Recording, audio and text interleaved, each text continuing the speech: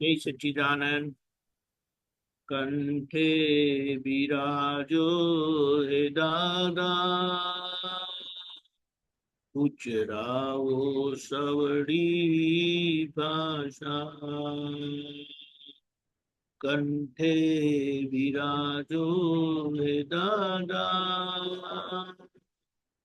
ઉચરાવો સવડી ભાષા. સન્મુખે સરસ્વતી માતા, સુધરાવો મનવાણી ભાષા. સન્મુખે સરસ્વતી માતા, સુધરાવો મનવાણી ભાષા. જય સચ્ચિદાનંદ. આજે પર્યુષણનો ત્રીજો દિવસ છે. 2 દિવસથી લગાતાર પુરુષાર્થ બધા મહાત્માઓ કરી રહ્યા છે. આમ તો પુરુષાર્થમાં જ છે મહાત્માઓ, કારણ કે દ્રષ્ટિ મળી ત્યારથી દ્રષ્ટિ એવી છે કે દ્રષ્ટિ કામ કરાયા વગર રહેતી જ નથી. એમ કે ને, આપણા માથે કોઈ મેનેજર ભારે હોય ને તે આપણને શાંતિથી બેસવા ના દે, એવી રીતે આ દાદા ભગવાનની પ્રજ્ઞાશક્તિ જે એમણે ખુલ્લી કરી આપી એ એવી કાર્યકારી દ્રષ્ટિ છે કે આપણને ક્રિયાકારી બનાવે, એટલે કરાવે જ આપણી પાસે ક્રિયા. અને આપણે એ જોઈએ છે કે જેવું શાંત બેઠા નથી એ દ્રષ્ટિ ફરી વળે છે અને આપણને આપણી ભૂલ બતાડે કે ભાઈ જે થઈ ગયું તે થઈ ગયું, હવે શું છે, પ્રતિક્રમણ કરો. કારણ કે એને મોક્ષની દૂતી કીધી કે એ દૂત કે છે ને તે આપણને મોક્ષે લઈ જઈને જ છોડશે.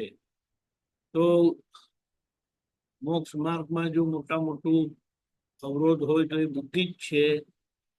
પણ એ બુદ્ધિનો જે પ્રકાશ જે છે એ આપણને દાદાએ કીધું છે એ પ્રમાણે અહંકાર ને મમતા ગયા અને એમ કીધું છે કે પોતાપણું રહ્યું. હવે જ્યાં સુધી એ પોતાપણું છે તે જેટલી નબળાઈઓ બધી છે ને તે બધી પોતાપણાને લીધે છે. એટલે નબળાઈઓમાં અસહજતા, નબળાઈઓમાં આડાઈ, નબળાઈઓમાં નોંધ, નબળાઈઓમાં ઉજાવાની કામના,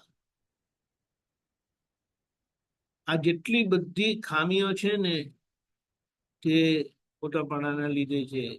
દાદા કે જેનું આ પોતાપણું ગયું એ થઈ ગયો પરમાત્મા.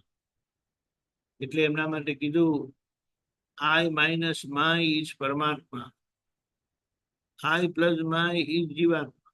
પણ એ આપણે કહેતા કે દાદા આપણે સમજી લઈએ, પણ આ જે આપણને આપ્યું છે ને હવે એને આપણે સારી રીતે સમજી લઈએ. અને એ દાદાને આપણે કંઠે બિરાજે, કારણ કે અસર જે થાય છે ને તે પોતાની અંદર ચાલતી અવળી વાણીની છે, જેને આપણે સરખી રીતે સાંભળી નથી શકતા અને એના ધક્કામાં વહી જઈએ છીએ. એના ધક્કામાં વહી જઈએ છીએ એટલે એની પાછળ તો બુદ્ધિ જ કામ કરે છે. એ બુદ્ધિ છે ને, બુદ્ધિ અહંકારનું ફરજણ છે, પ્રોડક્ટ, બચ્ચું છે. એટલે એ અહંકારનું જ રક્ષણ કરે, એ શુદ્ધાત્માનું રક્ષણ નહીં કરે. અને ત્યાં એક વાત બહુ સરસ કરી છે કે પોતાપણું ખાલી થતું જાય, જેમ જેમ સંજોગો આવે છે ને તેમ એ ખાલી થતું જાય. પણ પુરુષાર્થી કરે તો કે 10% ખાલી થાય, અને દાદાની કૃપા તો કામ કરે છે પ્રજ્ઞાશક્તિના દ્વારા, તો 2% ખાલી થાય. હવે બોલો, આ 10%નો ભાગ એટલો મોટો છે આપણા માટે, અને આપણને એ અંદરથી આપણને પરમાનંદનો સ્વાદ અપાવે એવું છે. એટલે આપણે આ ભાષા જે છે ને આપણી ચાલે છે અંદર, એને આપણે સાંભળી નથી શકતા, પણ હવે આપણે એને બરાબર ઉપયોગથી સાંભળીએ. એના માટે શું કીધું છે? શ્રુત જ્ઞાન એ મોક્ષનું કારણ છે એમ કરીને કીધું. શ્રુત જ્ઞાન એ મોક્ષનું કારણ છે. એક શ્રુત જ્ઞાન આપણને દાદા પાસે પ્રાપ્ત થયું, એમની મુખ્ય તો એમની એ જ્ઞાન વિધિ, જે સમર્પણ વિધિ એ આખું એમનું શ્રુત જ્ઞાન છે, દાદા ભગવાનનું અનુભવીનું શ્રુત જ્ઞાન. તે શ્રુત થતા આપણી અંદર જ્ઞાન પ્રગટ થયું, શુદ્ધાત્મા શું થયું. હવે આ બાકીનો એટલે બ્લન્ડર ગયું.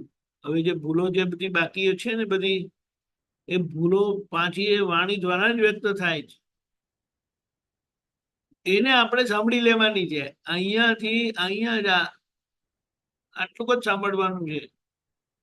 પણ એ આપણને બરાબર ગોતા ખવડાવે છે. એટલે આપણે નક્કી કરીએ, બહુ સરસ વાત એ કરી છે કે દાદા પોતાપણું કાઢવું જ છે.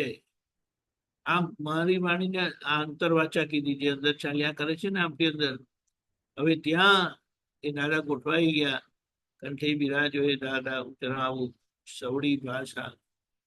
સન્મુખે સરસ્વતી માતા એ પ્રગટ થયા તો આપણું કામ થઈ ગયું.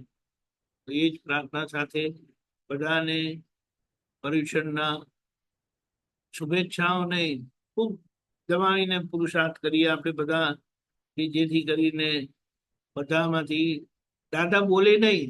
દાદા તો બધામાંથી જ બોલે છે. આમ આ શું બોલે છે, બાજુ વાગે તો દાદા જ બોલે છે. કારણ કે લાવ્યા ક્યાંથી શબ્દ?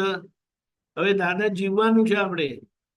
એટલે પ્રાર્થના, ખૂબ હૃદયની પ્રાર્થના, આપણે બધા મહાત્માઓ દાદાને જીવીએ અને શ્વાસે શ્વાસે દાદા જીવાય અને દાદાનો જ શ્વાસ લઈએ. એ શું તો કે જોવાનું ચૂકીએ નહીં, અને જ્યાં ભૂલ દેખાય ત્યાં પ્રતિક્રમણ કરવાનું ચૂકીએ નહીં. બધાને ખૂબ શક્તિ આપે. જય સચ્ચિદાનંદ.